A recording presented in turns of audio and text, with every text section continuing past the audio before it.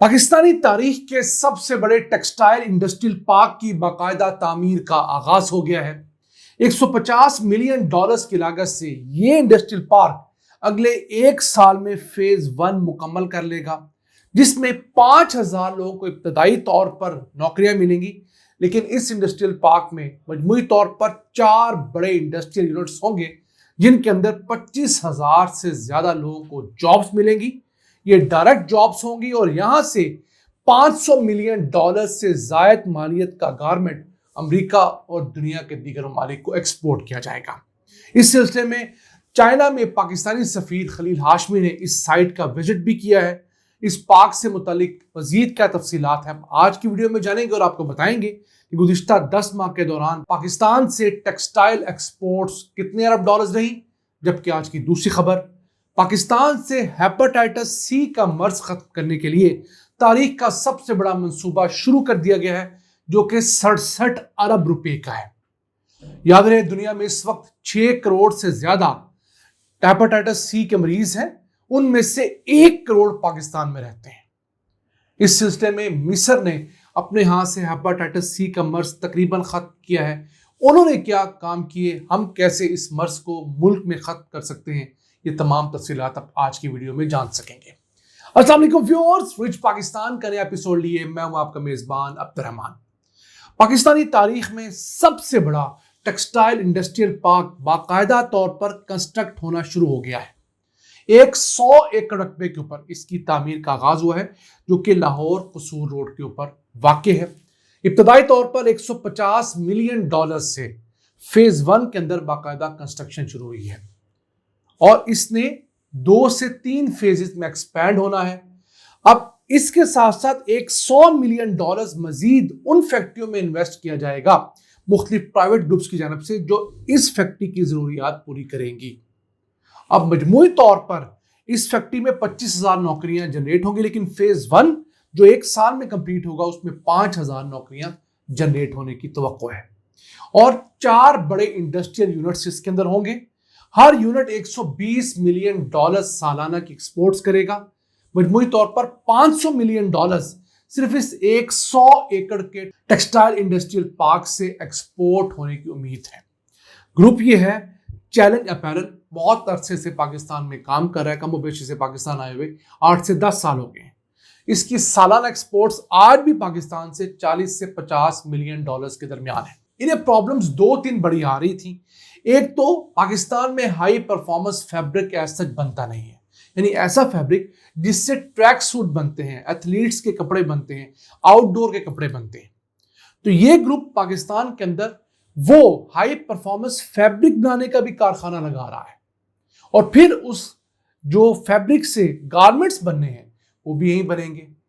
और ये जो ग्रुप है हर महीने 2 से 8 मिलियन गारमेंट्स पाकिस्तान से बना के एक्सपोर्ट करेगा। अब उसके लिए जो 6 मिलियन मीटर कपड़ा दरकार है वो भी पाकिस्तान में बनाया जाएगा।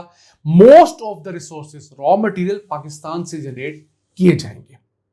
अब ये पाकिस्तान में आज तक का ना सिर्फ सबसे बड़ा, सबसे मोस्ट एडवांस्ड इंडस्ट्रियल पार्क होगा टेक्सटाइल सेक्टर का, क्योंकि आप जानते हैं कि जो हाई परफॉर्मेंस फैब्रिक होता है, ये जो मुख्तलिफ एथलीट्स पहनते हैं, उसमें बहुत चीज़ों का ख्याल रखा जाता है कि हवा भी लगे, कपड़ा मजबूत भी हो, फटे भी ना, आसान भी हो, हल्का भी हो, उसके अंदर स्वेटिंग के जो मसाइल होते हैं उसको कंट्रोल करने के मामला भी, बहुत सारी चीज़ें, पूरी साइंस इन्वॉल्व होती है।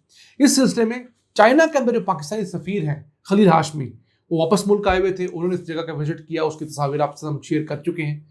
अब इसके साथ साथ इस इंडस्ट्रियल कॉम्प्लेक्स के साथ सप्लाई चेन क्लस्टर बनेगा, यानी इस इंडस्ट्री को जो जो चीज़ें दरकार हैं वो तमाम फैक्ट्रियाँ लगेंगी। मिसाल के तौर पर अभी जो कपड़ों के ऊपर हम लोग एक्सेसरीज देखते हैं, बटन्स लगते हैं, जिप्पे लगती हैं, इस तरह की चीज़ें, ये 80% ज़्यादा इंपोर्ट की जाती हैं और चाइना से इंपोर्ट की जाती हैं।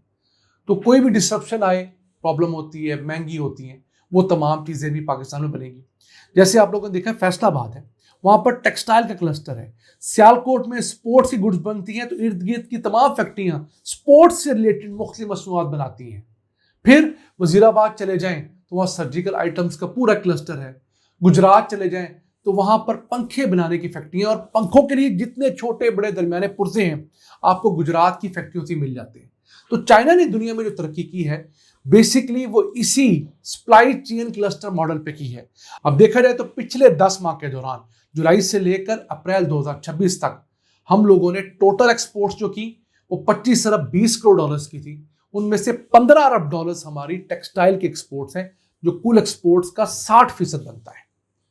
तो हमने टेक्सटाइल को भी फोकस में रखना है और आहिस्ता आहिस्ता डाइवर्सिफाई भी करना है, मजीद टेक्सटाइल की फील्ड्स में भी और मजीद मुख्तलिफ अशिया की फील्ड में भी। आइए चलते हैं आज की दूसरी अहम खबर की तरफ। पाकिस्तानी तारीख का सबसे बड़ा हेपेटाइटिस सी को खत्म करने का प्रोग्राम शुरू हो गया है। 67 अरब रुपए का ये प्रोग्राम है और इसके तहत पाकिस्तान में बड़े पैमाने के ऊपर मरीजों को स्क्रीन किया जाएगा और जो मरीज बीमार निकलेगा जिसके अंदर हेपेटाइटिस सी के सिम्टम्स होंगे उसे ना सिर्फ फ्री ऑफ कॉस्ट स्क्रीनिंग की सहूलियत दी जाएंगी जो 7,000 रुपये का एक टेस्ट है, उसके साथ साथ 3 से 6 माह का जो अद्वियात खाने का कोर्स है वो भी फ्री दिया जाएगा। तो ये बहुत बड़ा इनिशिएटिव है। क्यों? दुनिया में अब हम सबसे बड़ी हेपेटाइटिस सी की आबादी वाला मुल्क बन गए हैं। दुनिया में 6 करोड़ हेपेटाइटिस सी के मरीज हैं, उनमें से 1 करोड़ पाकिस्तानी हैं। हमसे आगे था मिस्र, लेकिन मिस्र ने पिछले 10 सालों के दौरान बहुत काम किया है और वजह यह है कि अगर आप हेपेटाइटिस सी को, काले यरकान को ट्रीट नहीं करेंगे तो ये जिगर के कैंसर में कन्वर्ट हो जाता है। और अब तो इसका इलाज बहुत आसान हो गया है, यानी आपने एक खून का टेस्ट देना है, उसके जरिए आपको पता लगेगा किस लेवल का आपका अगर मर्स है या नहीं है। उसके बाद आपने गोलियां खानी है, सिर्फ वो गोलियां 2 महीने से लेकर मैक्सिमम 6 महीने तक के कोर्सेज हो सकते हैं। आम टैबलेट्स की तरह आपने टैबलेट्स खानी है, कोई उनका बहुत बड़ा साइड इफेक्ट नहीं है और 95% तक मरीज जो है उन्हीं गोलियों के खाने के सबब भी ठीक हो जाते हैं। हाँ, आज से 10-15 साल पहले चले जाएं तो इंटरफेरॉन के इंजेक्शन लगते थे, आप आज इंजेक्शन लगवा के आपको बहुत शदीद बुखार होता था, उसके बहुत मसाइल थे, कॉम्प्लिकेशंस थी, लेकिन अब इसका इलाज बहुत आसान हो गया है। अब इस स्कीम के तहत मैं समझता हूँ हर उस खानदान को अपनी स्क्रीनिंग करानी चाहिए जिसके अंदर किसी एक फर्द को भी हेपेटाइटिस सी रहा हुआ है या है, क्योंकि ये खून के जरिए फैलता है। अगर किसी ऐसे शख्स ने गिलास से पानी पिया है जिसको हेपेटाइटिस सी है और उसके दांतों से खून आ रहा है और वो खून हल्का सा गिलास पे लग गया और आपने भी उस गिलास से पानी ले लिया है, तो most of the cases chances है कि आपको वो डिजीज ट्रांसमिट हो गया है। इस तरह के बहुत सारे केसेस में कहा जाता है कि हेपेटाइटिस सी के मरीज के कपड़े, उसके जो बर्तन है वो अलग रखे जाएं। तो अगर मिस्र ने अपने यहाँ इस बीमारी को 300 मरीज फी लाख से कम करके 9 मरीज फी लाख कर दिया है, तो हम भी इसे अचीव कर सकते हैं। और उससे बड़ा काम उन्होंने किया है, हेपेटाइटिस सी की अद्वियात अपने मुल्क में सस्ते दामों बनाई है। पहले जो दवाई $900 की थी वो $40 तक कॉस्ट में आ गई है। इसी वजह से वहां पर उन लोगों ने 6 करोड़ लोगों को स्क्रीन किया, 40 लाख लोगों का बाकायदा इलाज हुआ जो मरीज निकले, और आज वो बहुत कम जो है मरीजों के साथ दुनिया के अंदर एक सक्सेस स्टोरी है। नाज़रीन, आज का एपिसोड अपने मेजबान अब्दुल रहमान को इजाजत दीजिए। अल्लाह के बाद।